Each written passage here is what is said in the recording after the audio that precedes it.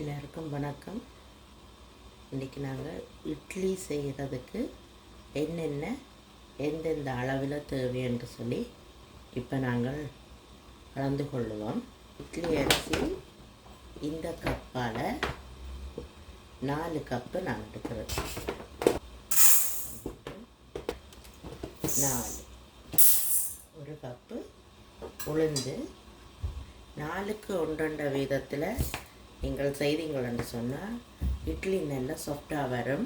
இதுக்கு 1 டீஸ்பூன் வெந்தயம் இந்த உளுந்தோடு சேர்க்குறது. இவ்வளவுதான். இதை தவிர வேறு எதுவுமே நாங்கள் இதுக்கு சேர்க்க போகிறது இல்லை. இப்போ இந்த உளுந்தையும் அரிசியையும் தனித்தனியாக நல்லா கழுவி 3 மணி நேரம் ஊற விட போகிறேன். அதுக்கு பிறகு கிரைண்டரில் எப்படி அரைச்செடுக்கிறதுன்னு நான் காட்டுறேன். உளுந்துக்கு இதால் 2 கப்பு தண்ணி விடுறேன். 2 கப்பு தண்ணி விட்டு நனைய வைக்கிறேன்.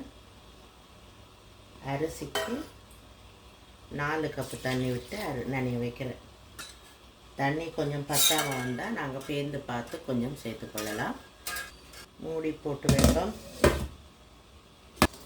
இந்த உளுந்து நான் அப்போது 2 கப்பு தண்ணி விட்டு ஊற வச்சேன். அந்த தண்ணி அவ்வளோத்தையும் இதில் போட்டு இந்த உளுந்தை நான் நல்லா சாஃப்டாக அரைக்க போகிறேன். நல்லா சாஃப்டாக அரைக்கணும்.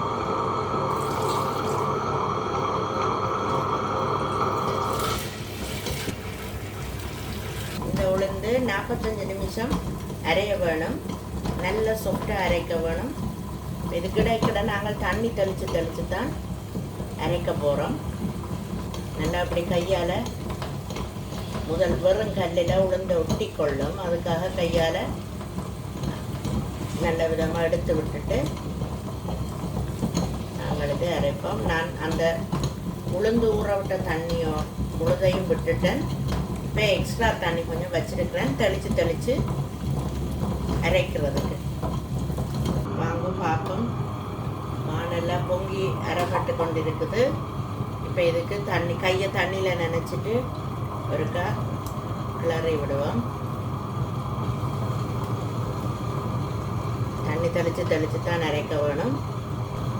இதுவே நீங்கள் மிக்சியில் அரைக்கிறதா இருந்தால் கொஞ்சம் ஃப்ரிட்ஜில் வச்ச தண்ணி போட்டு அரைங்கோ. தொடர்ந்து கன நேரம் அரைச்சாலும் சூடேறி போடும். மிக்சியில் அரைக்கக்குள்ள அது கொஞ்சம் கொஞ்சமாக பார்த்து அரைக்கணும். அது குயிக்காக அரைப்பட்டுடும் தானே. இது நாங்கள் கிரைண்டரில் அரைக்கக்குள்ள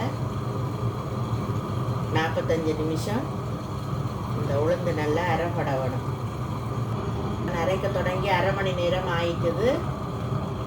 இதில் அரைப்பட்டுட்டுது.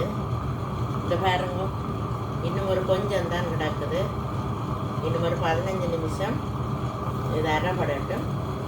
இப்போ 3/4 மணித்தியாலம் இந்த உளுந்து அரைப்பட்டுட்டுது. நல்லா சாஃப்டாக இருக்குது. இதுக்குள்ள ஒரு கட்டி உளுந்து துண்டு துண்டாக எதுவுமே இல்லை. நல்ல பட்டு போல் சாஃப்டாக வந்துட்டுது. இப்போ நாங்கள் இந்த உளுத்த மாவை இன்னொரு பாத்திரத்துக்கு நாங்கள் எடுப்போம்.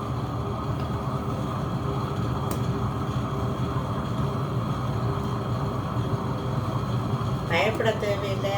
கரண்ட் ஓடிக்கொண்டிருக்குது. அப்போ தான் எடுக்கிறதுக்கு ஈஸியாக இருக்கும். முழுக்க மாவையும் எடுத்துட்டு பிறகு இதில் நாங்கள் அரிசியை போட்டு அரைப்போம். இப்போ இங்கே பாருங்க, நல்லா நிறைய அரைச்சி எடுத்தாச்சு. உளுந்து நல்ல பட்டு போல் வந்துட்டுது. இப்போது இந்த அரிசியை அப்படியே அந்த தண்ணியோட நாங்கள் இதுக்குள்ள போட்டு அரைப்போம். ரொம்ப சாஃப்டாக அரைக்கக்கூடாது. ரொம்ப குறுநல் இருக்கிற மாதிரியும் அரைக்கக்கூடாது. ஒரு அரிசி அரைஞ்சதுக்கு பிறகு இடையிலே ஒருக்கா நான் கலந்து விடுறேன். கடைசியாக நான் இப்படி கலக்கிறதுன்னு காட்டுறேன். 15 நிமிஷம் அரைப்பட்டு முடிஞ்சுது. இப்போ நாங்கள் பார்த்தா ஒரு குறுநல் இருக்குது. இந்த குறுநல் இருக்கிறதுக்குள்ள எடுக்கக்கூடாது. இன்னும் ஒரு 15 நிமிஷம் இதை அரைப்படணும். கரெக்டாக 30 நிமிஷம். ரவை நனைஞ்சு அதை நசிக்கும் போது இப்படி சின்னதாக வரும். அந்த பதத்துக்கு அரைப்பட்டுட்டது. இப்போ நாங்கள் மாவை எடுப்போம். இந்த மாவை இந்த உளுந்து எடுத்த பாத்திரத்துக்குள்ள நான் இந்த மாவை சரித்து எடுக்கிறேன். உங்களுக்கு இப்படி எடுக்கிறது கஷ்டமாக இருக்கும் அப்படின்னு சொன்னால் நீங்கள் கலட்டி எடுத்துட்டு சரித்து எடுக்கலாம். விதமாக நான் எடுத்துட்டேன். பாருங்க, முழுக்க மாவும் இந்த உளுந்து இருக்கிற பாத்திரத்துக்குள்ள எடுத்தாச்சு. இப்போ இதை நாங்கள் கொஞ்சம் தண்ணி விட்டு கழுவி எடுப்போம். ஊற்றி கழுவியாச்சு. இப்போ இந்த கல்லை கலட்டி எடுத்துட்டு எடுத்து அதில் ஊற்றி கலப்போம்.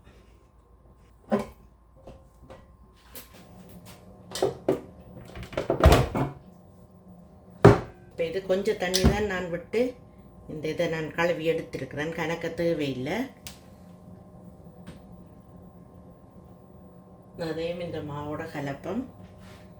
இப்போ இந்த உளுந்தும் அரிசியும் அரைச்சி உண்டா சேர்த்துருக்கு. நல்லா ரெண்டையும் கலந்து விடுறேன். கை வச்சு கலக்கும் போது தான் மா புளிக்கும்.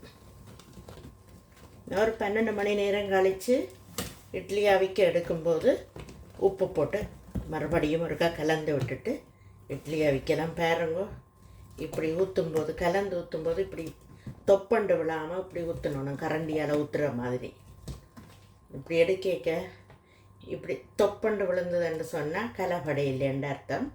நல்லா இப்படி வரணும், நல்லா கலக்க வேணும். பாருங்க, அப்படி ஆற்றுற மாதிரி ஊற்றுப்படும். நல்லா உளுந்தும் அரிசியும் நல்லா கலந்தால் இப்படி ஊற்றுப்படும். இப்போ 12 மணி நேரத்துக்கு மேலே இந்த இட்லி மா ஊறிட்டுது நல்லா. இதுக்கு நான் 3 டீஸ்பூன் உப்பு சேர்க்குறேன். 3 டீஸ்பூன் உப்பு இதுக்கு போதும். இப்போ நாங்கள் நல்லா கலக்கி விடுவோம். இங்கே பாருங்க, நல்லா பொங்கிட்டுது, நல்லா புளிச்சிருக்குதுமா. இங்கே பாருங்க, இதை நல்லா கலக்கி விடுவோம். இந்த உப்பை தண்ணி சேர்க்க தேவையில்லை. நல்லா கலக்கி விடுவோம். எண்ணெய் பூசி வச்சுருக்கிற இட்லி தட்டு அடுப்பை ஆன் பண்ணுவோம்.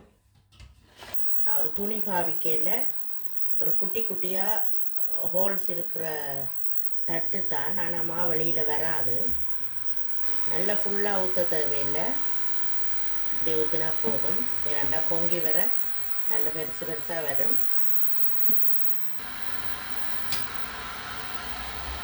ஸ்டீமரில் வச்சுட்டு 3 தட்டு நான் ஒரே அடியாக வைக்கலாம்.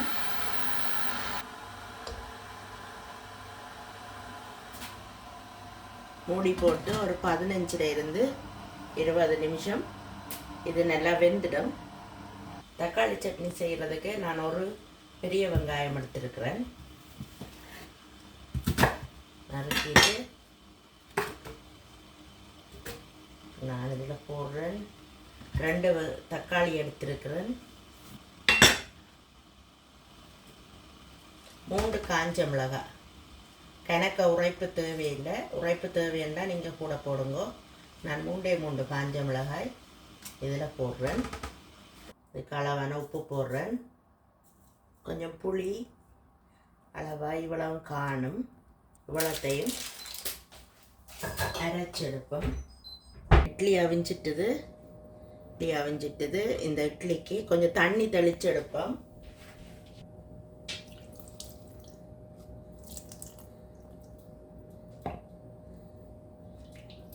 ஒரு 5 நிமிஷம் இந்த இட்லி கூழாகட்டும். தட்டு கூழாகினா தான் எடுக்கும்போது உடையாமல் பீயாமல் வரும். அதால் கொஞ்சம் ஆறட்டும். சட்னி செய்ய ரெடியாகும். இந்த சட்னி அரைச்செடுப்போம். முதல்ல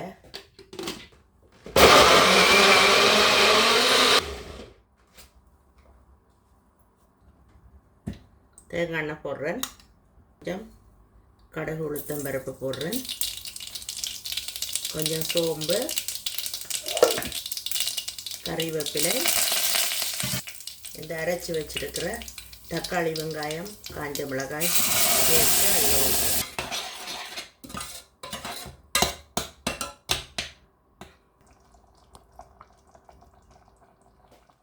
இட்லியை இப்போ தட்டை விட்டு நாங்கள் எடுக்கிறோம்.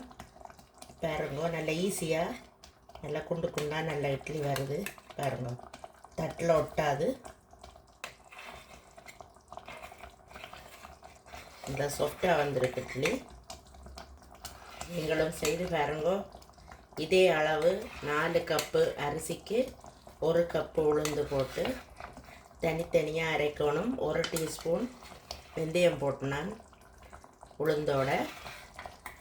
உளுந்த முதல் அரைச்சிட்டு பிறகு நீங்கள் அரிசி அரைங்க. பாருங்க எவ்வளோ ஈஸியாக இந்த இட்லி தட்டை விட்டு வருதுண்டு. நல்ல சாஃப்டாக இருக்குது. பாருங்க, நல்ல சாஃப்டாக இருக்குது. இப்படி பிக்கும் போதும் இட்லி நல்ல பஞ்சு போல் இருக்குது. இதைத்தான் மல்லிகைப்பூ இட்லி என்று சொல்கிறது. நல்ல பஞ்சு போல் இருக்குது. பாருங்க, தக்காளி சட்னியும் ரெடி ஆகிட்டுது. இதே மெத்தடில் நீங்களும் செய்து பாருங்க. கமெண்ட் பண்ணுங்க, லைக் பண்ணுங்க. நன்றி, வணக்கம்.